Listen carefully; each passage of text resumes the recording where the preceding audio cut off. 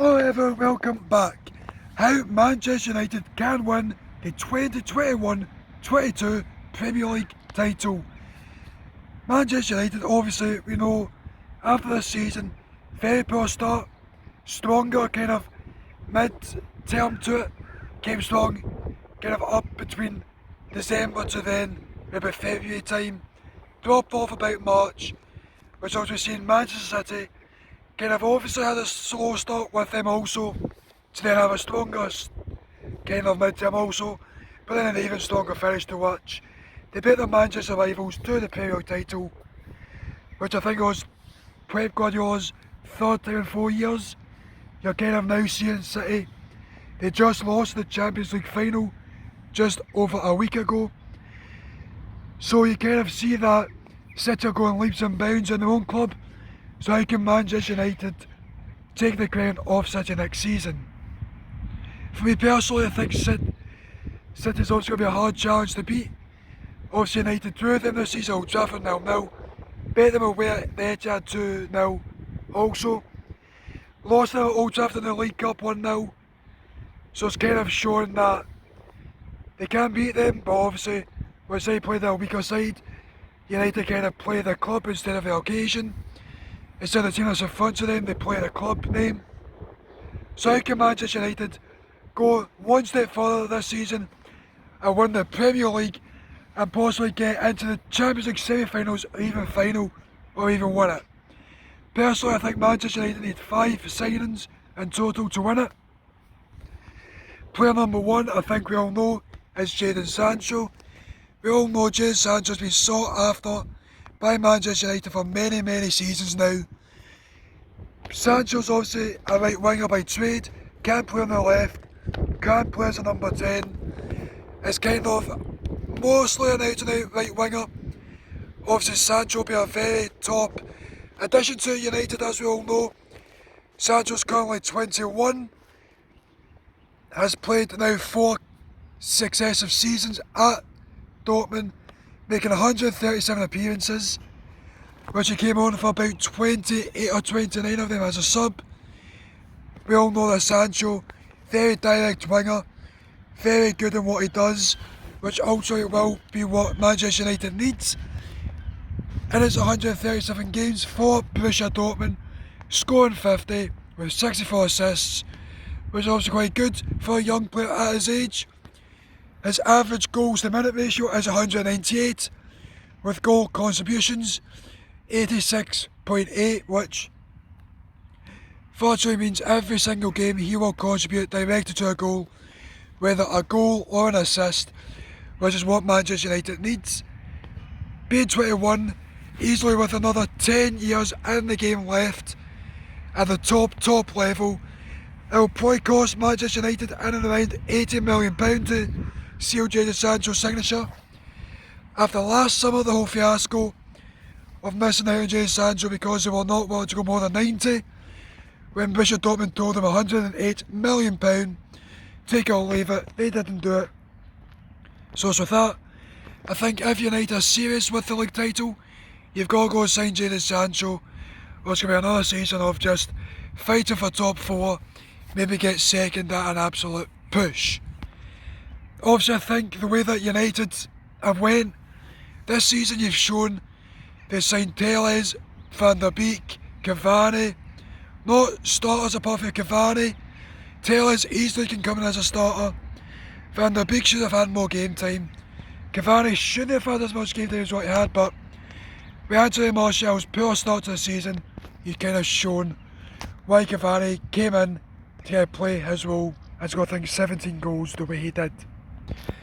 Player 2, whether I've went for Harry Kane, which ultimately, as we know, Harry Kane, top level striker, 221 goals in 336 games, assisting 47, average of 119 minutes per goal, 98 minutes on average for goal contribution, being 27 in the Premier League, but I think 5 or 6 seasons now at Tottenham regularly, an elite level striker. Easily got another 10 years at the top game, I think. I know he's 27, but I think being what it is, you've seen Cristiano Ronaldo I think if Harry Kane does what Ronaldo's done, keep himself fit, do the recovery right, 10 seasons, realistically I think 5 or 6, but we know that Harry Kane's got to be a top prospect, well sought after this summer. I think with City chasing after him, you've got PSG, you've got Real Madrid. It's going to be a consideration of 100 million to 150 million pound. Who does he go to? Personally, if he goes to United, which I think he should, obviously United, if they sign him, he'll get his players going to get 20 plus league goals a season minimum. I'm saying league goals. Overall, in competitions, it's probably going to be 30 to 40, which will see United probably challenge City to push and bring on the Premier League title for the first time in 8 seasons since Alex Ferguson left. But further than that, if they don't get Harry Kane, I think Erling Haaland is obviously a good replacement. In 18 months at Dortmund, 59 games, 57 goals with 15 assists, 85 minutes an average goal, 67 minutes an average goal contribution. Reportedly got an 80 mil or 75 to 80 million release clause next summer, so we'll probably expect around about 80 to 90 million this summer, just because why would they let him go for anything less than 75 million, especially with next summer coming along. Haaland is obviously quite young. I think he's recently just done 20, so he's obviously got another 15 years left in the game. I think he'll score United 20 to 30 league goals a season minimum. We've seen what he's done at Dortmund this season, scoring goals, bringing teammates into play and being very, very crucial in his attacking output, and shows why he'll probably will demand a high fee this summer if he does move on, but probably next summer will be his last season at Dortmund. Player number 3 is Wilfred Ndidi. I think with this one, United are desperately needing a holding midfielder, a ball-winning central midfielder that's got to be a bastard like Roy Keane was. You'll need them into your team. As you know, Ndidi has played with Leicester for I think 4.5 seasons now, joining from Genk in Belgium, has played over 140 times for Leicester, averages about 50 passes a match, wins around about 5 to 6 tackles a match, which is very, very strong. You're obviously looking for a midfielder that's going to take the game by storm, that's going to dictate play, that's going to be that bastard, as I said, like Roy Keane, win the ball, dictate play, break the game up where it needs to, and also go stronger in the process. The thing with Ndidi, it's going to cost probably about 90 million, I think, between 80 to 90 million pound, probably pushing at a brink of 100, just because it's Leicester. Leicester don't need to sell, they're a top 6 club now.